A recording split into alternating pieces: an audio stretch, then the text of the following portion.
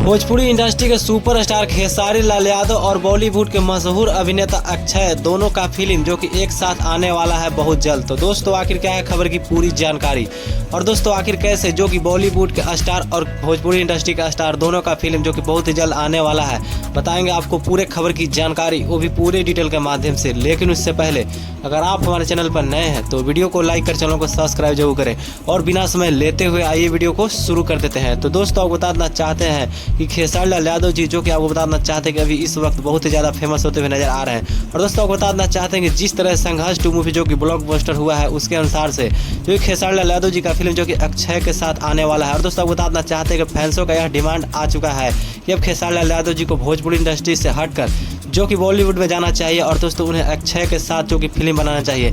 लेकिन दोस्तों आप क्या कहना चाहें कि आखिर खेसारी लाल यादव जी और अक्षय की जोड़ी आखिर कैसी रहेगी?